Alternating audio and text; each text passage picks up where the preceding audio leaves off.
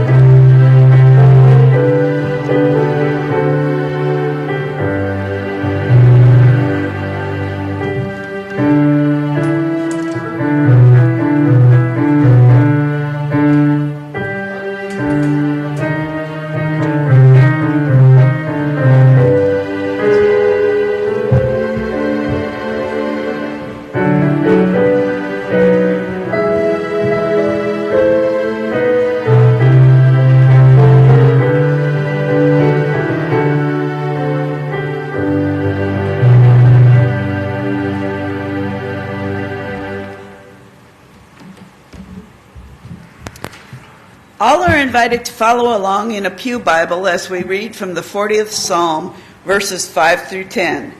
In the Red Bible, this passage is found on page 486 of the Old Testament. In the Blue Bible, it is on page 674. Pastor Gary and I are reading from the Good News Translation with the addition of the word letter from a paraphrase called The Message. You have done many things for us, O Lord our God. There is no one like you. You have made many wonderful plans for us. I could never speak of them all. Their number is so great. You do not want sacrifices and offerings. You do not ask for animals burned whole on the altar or for sacrifices to take away sins. Instead, you have given me ears to hear you, and so I answered. Here I am, Lord. My devotion to you is recorded in your letter to me, your holy book. How I love to do your will, O God. I keep your teachings in my heart. In the assembly of all your people, Lord, I told the good news that you save us. You know that I will never stop telling it. I have not kept the news of salvation to myself. I have always spoken of your faithfulness and help. In the assembly of all your people, I have not been silent about your loyalty and constant love. This is the word of God for the people of God. Thanks be to God. Those comfortable standing are invited to do so and join our voices singing Into My Heart that echoes the words of the psalmist, How I love to do your will, O God. I keep your teachings in my heart. The words are on the screen. And I'm not sure if the little black songbooks are around in the pews. If they are, that's on page 2160. But again, the words will be on the screen to this very simple song that maybe many of us heard and learned in Vacation Bible School a few decades ago.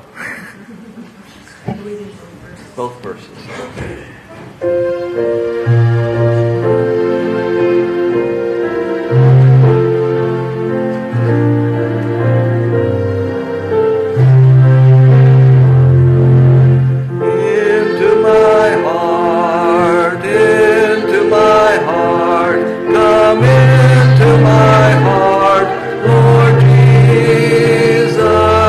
Come into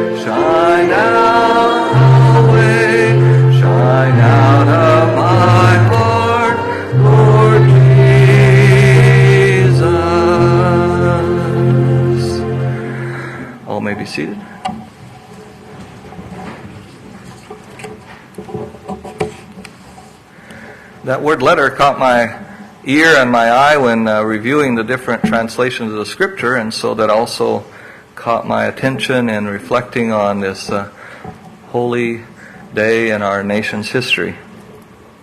So, got to start with some riddles about letters. And I imagine most of you will get these if you think not too long about them. What did a stamp say to the envelope? I'm stuck on you. Is that what you said? Yeah, okay, all right. We're on a roll here. What did the envelope say to the stamp? Stick with me and we'll go places. Yeah. 2 for 2 now. What 2 words have thousands of letters? Post office, yeah. That's close enough. You get the credit. 3 for 3. Did I accidentally send you my sermon? Liturgists get the script, but every now and then I would have told you, pick these jokes up a little bit.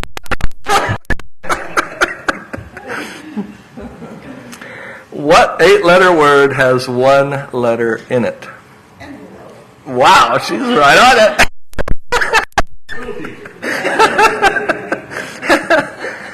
A preschooler was scribbling on some paper when a parent asked, "What are you drawing?" "I'm drawing," the child said very indignantly, "I'm writing a letter to my friend." Parent said, "You can't write." Child answered, "It's okay, my friend can't read."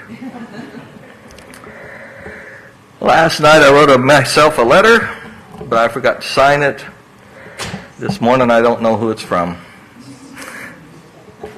I'm going to sit right now and write myself a letter. That's what Dr. Martin Luther King did after being arrested on Good Friday, April 12, 1963, and escorted to jail by supporters singing, "We shall overcome. We shall overcome.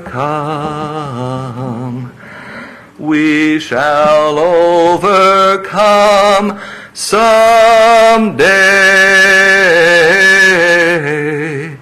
Oh, deep in my heart, I do believe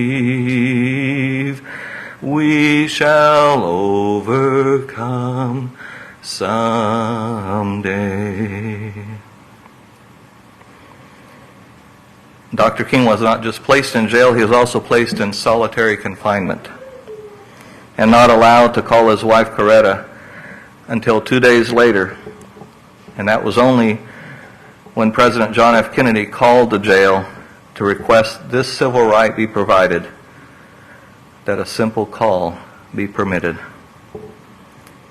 Before getting to call Coretta, a newspaper was slipped into Dr. King's cell that included a letter from 8 white clergymen, and usually I like to inclusify, but this was clergymen, from Protestant, Catholic, and Jewish traditions, describing the protests led by Dr. King in Birmingham as unwise and untimely. The letter even went on to praise Birmingham officials who had turned high-pressure hoses on little children. The letter basically urged, quote, "outside agitators," end quote, "go home." Dr. King responded by writing, "Anyone who lives inside the United States can never be considered an outsider anywhere within its bounds." During an online search, I learned that at least 2 of those 8 white clergymen were Methodist bishops of the time. They did not practice the adage that some letters should not be sent after being written. Nowadays, it's even more crucial to say some emails are not to be sent after being written. And I confess quite often I will type out my emails on another program, just in case I don't have it quite right before pushing that send button. Yet that letter that was sent by those 8 clergy challenged Dr. King to write in response. His letter from Birmingham jail that had compared to Abraham Lincoln's Gettysburg Address, not because of its length, but because of its power, since Dr. King's letter is 7,000 words long. And he had plenty of time in solitary confinement to write it and rewrite it and rewrite it and carefully consider, is it ready to be sent? Toward the end of the letter, Dr. King wrote, "Never before have I written so long a letter. I can assure you that it would have been much shorter if I had written from a comfortable desk. But what else can one do when alone in a narrow jail cell, other than write long letters, think long thoughts, and pray long prayers?" Estimates are that nearly 1 million copies of the letter were circulated in churches throughout the country and were shared instead of that other letter. The church started up after being challenged by Dr. King with statements in the letter like, "So often the church has been a spotlight rather than a headlight. The church so often has been an echo rather than a voice." Dr. King said waiting was no longer possible, writing, "For years now, I have heard the word wait. It rings with piercing familiarity. This wait has almost always meant never. We must come that justice too long delayed is justice denied." Dr. King directly confronted the question of how he could justify breaking some laws while vigorously supporting laws created by the Kansas case, Brown versus Board of Education. And if you've not had the opportunity to visit the National Historic School building that determined that case, it's just a day's drive, and hope many will take advantage. Well, Dr. King explained, there are 2 types of laws, just and unjust. Dr. King continued, "I would be the first to advocate obeying just laws. One has not only a legal but a moral responsibility to obey just laws. Conversely, one has a moral responsibility to disobey unjust laws." Then Dr. King went on to quote St. Augustine, "An unjust law is no law at all." Next, Dr. King tackled the question, how does one determine whether a law is just or unjust? And Dr. King writes in a letter, to put it in terms of St. Thomas Aquinas, an unjust law is a human law that is not rooted in eternal and natural law. Any law that uplifts human personality is just. Any law that degrades human personality is unjust. Then Dr. King cautioned, one who breaks an unjust law must do so openly, lovingly, and with a willingness to accept the penalty. An individual who breaks a law that conscience tells is unjust and who willingly accepts the penalty of imprisonment in order to arouse the conscience of the community over its injustice is in reality expressing the highest respect for the law. Psalm 40, this morning's scripture passage, teaches that true worship of God does not require ritual offerings to earn a place in the love of God or to win the attention of God. Instead, Psalm 40 invites us to delight in doing the will of God as a grateful response to the ongoing generosity of God and because we care about others. Earlier I mentioned being embarrassed by 2 Methodist bishops who are among the 8 white clergy who wrote the letter that caused Dr. King to write, the letter from Birmingham jail. It's not the first time Methodist bishops have embarrassed me, not the last.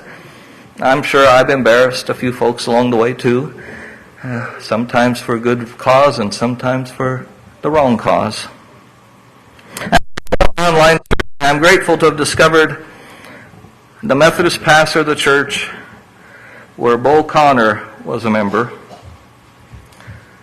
Bull Connor was the one that had ordered those water hoses to spray full force on those children demonstrating for civil rights.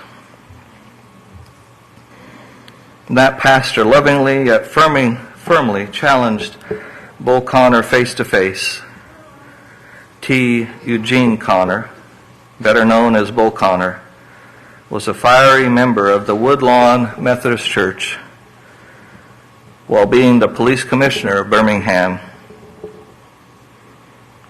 Known for his angry racism, he scattered his hatred all over the place. Even during worship one Sunday, Bull Connor got up from his pew and loudly announced, "I'm not going to sit here and listen to that blankety-blank preaching." And of course, blankety-blank wasn't the words he used. Yet outside the church, Bull Connor was boisterously friendly with Reverend John Ruland. Bull Connor would often say to others in the presence of the pastor, "I'm his police commissioner, and he's trying to unseat me, and he's my preacher, and I'm trying to get another one." One Sunday morning when the pastor arrived at church, Bull Connor and two other church members were standing in front of the building with arms folded when the pastor asked, "Mr. Connor, what are you doing?" And Bull Connor angrily said, "I'm not going to let no blankety-blanks enter into my church." And again, not so polite words were used instead of that. The pastor replied, "Mr. Connor, you have it all wrong.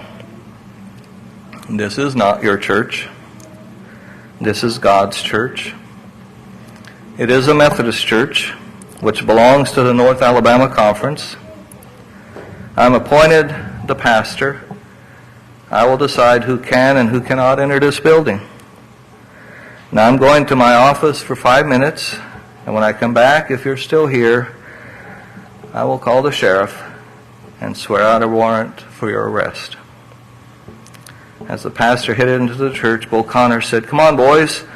That son of a blankety-blank will do what he says." More than once, the bishop tried to arrange a transfer of Reverend John Rutland out of Alabama. The bishop never praised the pastor for such courage and admitted to Reverend Rutland, "I want you to move, but where could I put you?" Speaking of writing letters, Reverend Rutland wrote to then Governor Wallace, including the following: "We believe that you as a Christian, as a Methodist, and as an American citizen will graciously accept the orders of the United States courts. A man who has served as superintendent of a Methodist Sunday school cannot but believe in the brotherhood of man under the fatherhood of God. It is far more important that we remember our vows of baptism and church membership than to seek popularity in a time of deep distress." History tells us Governor Wallace did not change when he received that letter. Yet later in life, Governor Wallace did change. And I wonder if that letter might have been a seed that helped that happen, as well as the terrible tragedy of having paralyzed from below the waist. Sometime after that, Governor Wallace stated, "In a way that was impossible before, I think I can understand something of the pain that black people have come to endure. I know I contributed to that pain. I can only ask forgiveness." In his last term as governor, Governor Wallace appointed more than 160 African Americans to state governing boards and doubled the number of African American voter registrars. Reverend Joseph Lowry, a United Methodist pastor who worked with Reverend Dr. Martin Luther King, said, "Remembering the angry days of the 1960s, the hate, violence, intolerance, and stubbornness of Governor Wallace, I'm amazed at his transformation. None of us could have ever dreamed that Governor Wallace would come to embrace our cause, hold our hands, and sing our songs. Well, almost no one. Because we know Reverend Dr. Martin Luther King preached, I have a dream that one day, down in Alabama, with its vicious racists, with its governor having his lips dripping with interposition and nullification, that one day right there in Alabama, little black boys and little black girls will be able to join hands with little white boys and girls as brothers and sisters. I have a dream today. Reverend Rutland, who wrote that challenging letter to Governor Wallace, was met by Reverend Bill Morgan back when Reverend Morgan was a seminary student. And Reverend Morgan remembers what seemed like an offhanded comment when Reverend Rutland said, grace has two parts. By God's grace I can love you, and you can love me. With our mutual flaws, secrets, and knuckle-headedness, by God's grace, we can love and be loved, can do actions of love in the world, even for people who we don't like and don't like us. That is God's hope for the world, Reverend Rutland said. I imagine he lived that out, being pastor of Bull Connor. By the way, T of Bull Connor's formal name stands for Theophilus. Theophilus Eugene Connor. Theophilus means a beloved child of God. And Reverend John Rutland, pastor of T. Bull Connor, said, just as an aside to a student preparing for being a pastor, by God's grace, I can love you and you can love me. With our mutual flaws, secrets, and knuckle-headedness, by God's grace we can love and be loved, can do actions of love in the world, even for people we do not like and who do not like us. That is God's hope for the world. One of the sayings that challenges me the most goes something like this. You are likely the only Bible many people will ever read. What others see us do and hear us say either points them away or toward the truth of a loving God who is actively working for justice and peace and freedom for us and for all the world.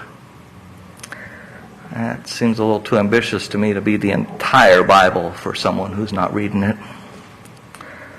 So maybe I can focus on inviting God to help me simply be a letter from God. I'm going to sit right down and make myself a letter from God to all who will cross my path. And I will consciously seek to make my path cross into the lives of those who need what I can provide. God is able to transform us and to work through us so that we shall overcome someday.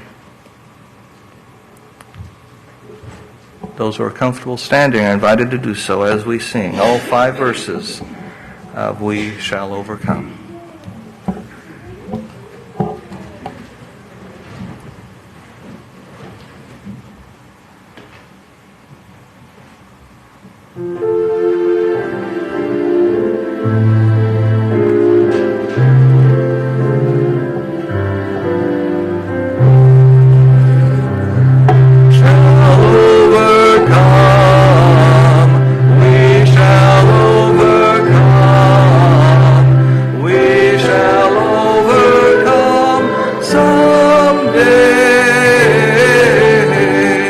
Oh, deep in my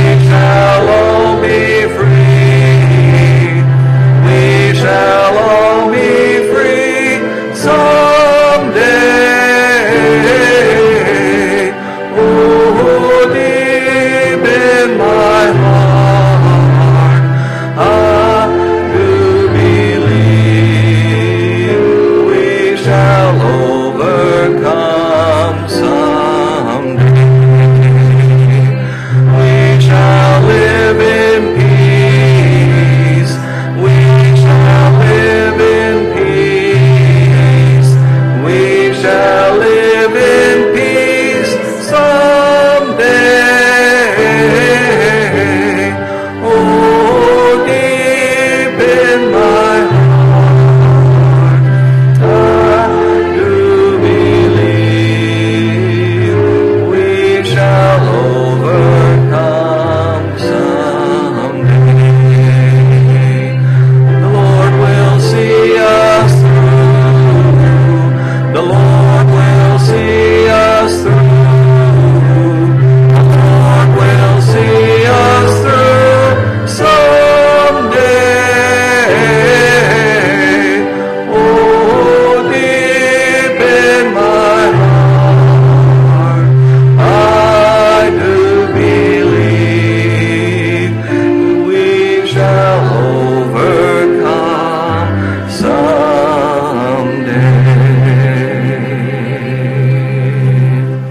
All may be seated. In today's scripture reading from Psalm 40, we heard that God does not require ritual offerings. This time of giving is not to satisfy a claim of God on us or to win the attention of God. Instead, we are invited to give out of gratitude for the selfless sacrifice of Christ and the ongoing generosity of God, and because we care about others. Nothing can compare to the wondrous deeds of God. May we delight in doing the will of God by sharing our prayers, presence, gifts, service, and witness with trust and joy and generosity. Some folks have mentioned it's a lot warmer in the sanctuary now. That's because we had the furnaces serviced. And then I think the basement will start feeling better too, because we had it serviced and a few minor repairs along the way. And of course, we know that like our home utility bills are going up, the utility bills around the church are too. So not out of have to, but out of generous response to God's grace, we just toss that out as extra reasons to celebrate our generous giving. For those in the sanctuary, we have offering plates at each entrance, and contributions may also be mailed to P.O. Box 127, Lawson Mo 64062. Or we have PayPal on the church website at lawsonmc.org. And for a few weeks, we've actually got that as a landing page. It's not because we want to make that what we're all about, but just because we have an upcoming fundraiser that we'll hear about more next week. And that landing page will help with that. So we'll later after that we'll move it to where it's a piece of our website presence, not just the first spot. Next Sunday, all are invited to participate in a potluck right after worship that will feature a chili contest. All are invited to brush up on favorite chili recipes. If you don't want to bring chili, some other type of soup is another suggestion. Our noisy offering buckets will be in front of every chili option, with each cent counting as a vote that will also support various missions of the congregation. And I want to add that we will have cornbread and cinnamon rolls and all the fixings to go with chili already there. So that's... And that's the Generosity Evangelism Committee saying they'll do the sides if we provide the chili. So everyone's encouraged to bring your best chili recipe to be in a contest. If you don't want to be part of the contest, just bring yourself or bring a bowl of some kind of fancy, simple soup. And there's a little bit of a footnote in all of this. We don't know what the Chiefs' football schedule is. So if it's determined that next week won't work for all of this, we'll find another date. We won't make you choose.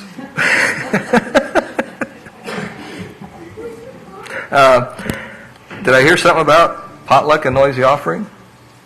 That also means we'll have a song request next Sunday. Well, if potluck and noisy offering happen next Sunday, we're flexible around here. But if it's next Sunday, it's a week earlier than our fifth Sunday tradition, so that gives us a little bit of wiggle room, But keep thinking about your favorite songs that you'd like to request. And if it's a song that's not in the black or the brown or the red songbook, be sure to give us advance notice so we can get that ready for the words to be on the screen And especially if it's a praise song, we need to make sure we have those arrangements. We already have one praise song request, so we've got that taken care of, unless we want more of those, and that's perfectly great too. On the back pew are sign-up sheets inviting volunteers to serve as acolytes, liturgists, chairlift operators, provide special music, and ringing the outdoor bell. And we're pretty good on several of those spots, partly because we haven't printed the sheets to show beyond January, so we're going to have to fix that to give more room for these volunteer positions. And we're very glad that Mark volunteered to be the sound person, and we haven't put that quite on the sign-up sheets yet. We kind of have been pestering some folks that have said they're interested in that kind of thing, and we're so glad that we have faithful people to do that. Special thanks to all who made last week's monthly senior lunch bunch possible. That spaghetti was mighty good, and all the fixins around it, and those 3 lemon meringue pies that we're so blessed one of the community members brings every time. That's tremendous. And we also want to say great words of gratitude to Sarah and Nancy for volunteering to provide the light refreshments for last week's quarterly community clergy conversation. And we were the first congregation to host that quarterly gathering for this year, and so we look forward to those opportunities to build up our work together as people of faith across the community. The picture on the screen is a tablecloth that we are missing. Anybody, if it got damaged and you threw it away, whatever, just let us know. We're just trying to figure out where it went. It's no big deal. Well, or you may have put it away someplace and you Yeah. don't know where to find it. So we're just wanting to be good stewards and know you are too. So I think I might have tossed. Oh yeah. We want to make sure that everyone knows we have an AED in the building. So it's been there for a few years, and it still has that green check mark saying it's ready to go. And if you open that door there, it'll make an alarm go off that tells the whole building someone's going to be using the AED. So we want to make sure that we remember that's a very special gift we've received as a congregation several years ago, and not to be bashful about using it, because once you open the door and you push the start button, it walks you through how to use it. So it's just a great gift that we have. And we might have another picture there, I'm not sure. Oh yeah, and we have a few more upper room devotional magazines remaining, and they are outside the tower door. They're on the table that holds memorial books of various gifts through the year. So don't let those upper rooms just sit there. If you've got yours already and you know someone else that can get some good use out of it, take one with you and share it along the way. Those comfortable standing are invited to do so as we sing all 4 verses of America, My Country 'Tis of Thee, a song that was powerfully quoted by Dr. King in the I Have a Dream speech. The words are on the screen and also in the Red Songbook number 697.